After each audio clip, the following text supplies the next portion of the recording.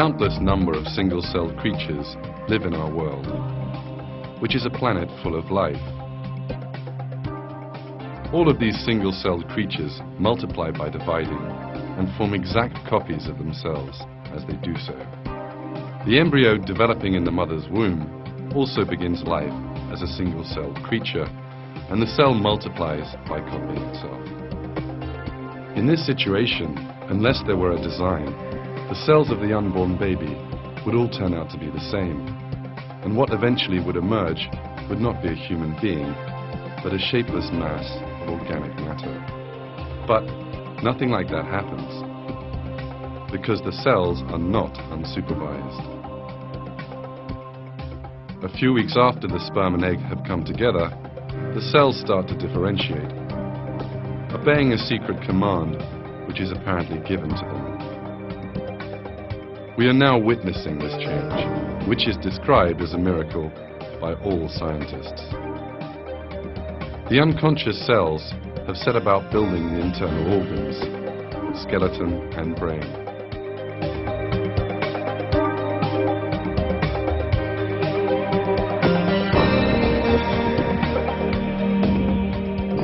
Brain cells have begun to form in these two small gaps. This view you are now seeing, taken under an electron microscope, is the first development of the brain. Brain cells will multiply rapidly here, and as a result of this growth, the baby will possess some 10 billion brain cells. We are now seeing the formation of the brain cells. Every minute, 100,000 new cells are added to this collection. Each new cell that forms behaves as if it knows where it belongs and which cells it has to make connections with. Each cell finds its own place. Out of an infinite number of possibilities, it joins only to the cell it needs to.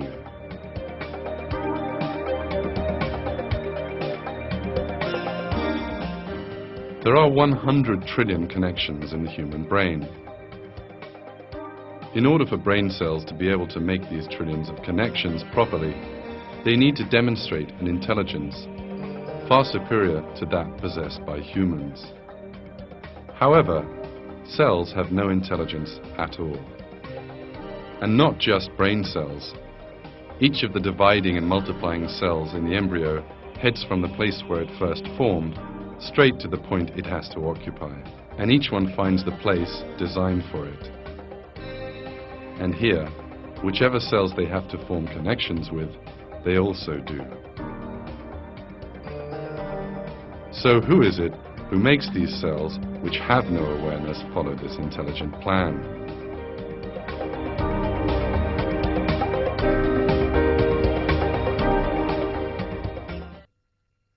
Bir yere gelir, rahime gireceği yeri seçer ve oraya yapıştıktan sonra aynı olan bütün bu hücreler nasıl oluyor da birdenbire bir yerden bir emir almış gibi hepsi ayrı ayrı yerlere göç ederek ayrı ayrı organların oluşmasını sağlamaya çalışırlar. Bu açıkça gösteriyor ki bu aynı olan hücreler, ne yapacaklarını bilmeyen hücreler, bütün genetiği, DNA'ları aynı olan hücreler bir yerden bir emir alarak bazıları beyni, bazıları kalbi, bazıları ise diğer organları teşkil ederler.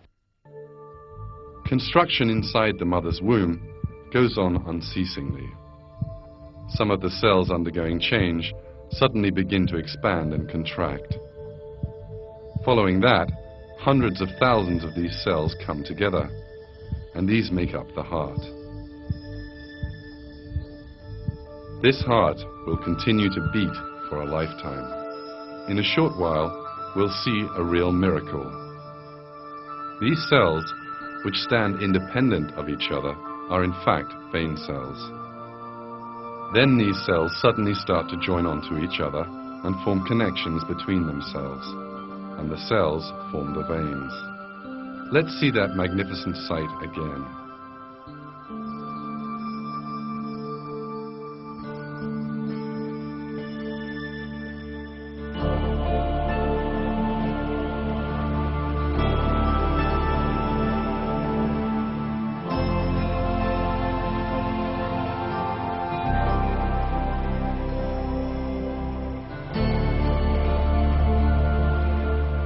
How have these cells learned that they have to form a vein? And how can they do it? That is one of the questions that science has not yet found an answer to. The vein cells eventually make a perfect tubing system with no cracks or holes in it. The internal surface of the veins are smooth, as if made by expert hands. This perfect vein system will soon begin to carry blood to every part of the baby's body. The length of the vein network is more than 40,000 kilometers. That is almost as long as the circumference of the Earth. Developments in the mother's womb go on non-stop. In the 5th week, the embryo's arms and legs become visible. This bump will later turn into an arm. Some cells will then begin to form into hands.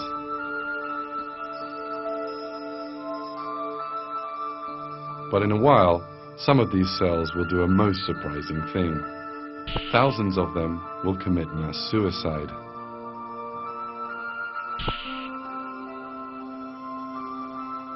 Why do these cells kill themselves?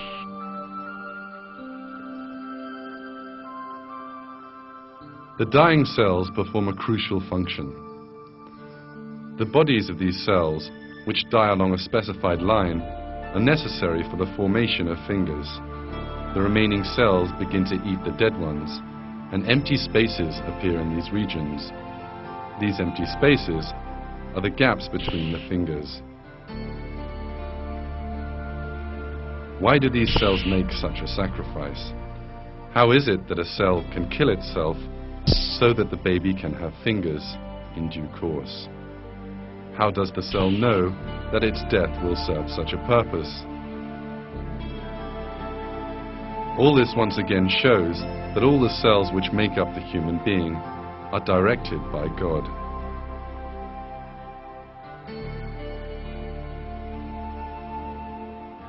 At this point, some cells have started to make legs.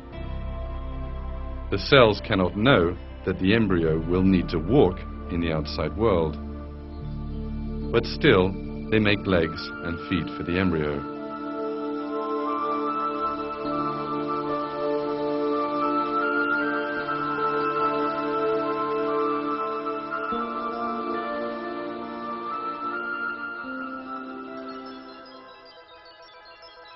You are now looking at the face of a 4-week-old human being.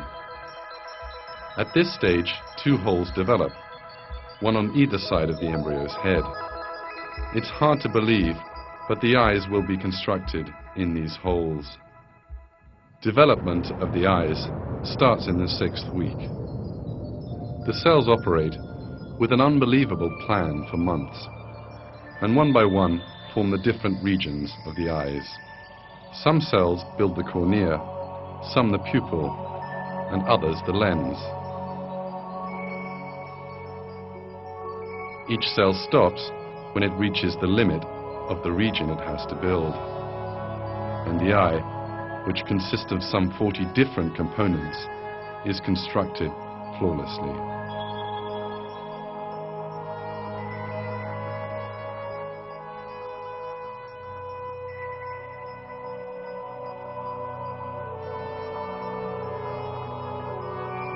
In this way, the eye, which is accepted as the world's most perfect camera, is brought into existence from nothing inside the mother's womb.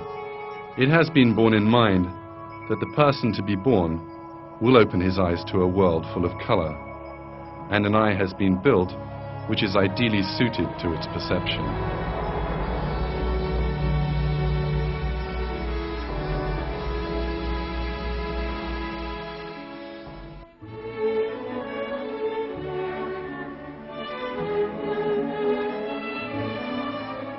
The sounds this as yet unborn person will hear and the music he will listen to have also been taken into consideration.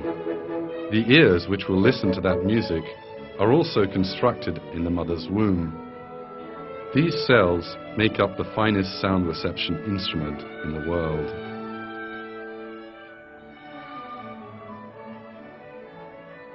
These scenes remind us once more that sight and hearing are in fact great blessings that God has bestowed upon us. God puts it this way in the Quran: "And God has brought you out from the wombs of your mothers while you know nothing. And He gave you learning, sight and hearts, that you might give thanks."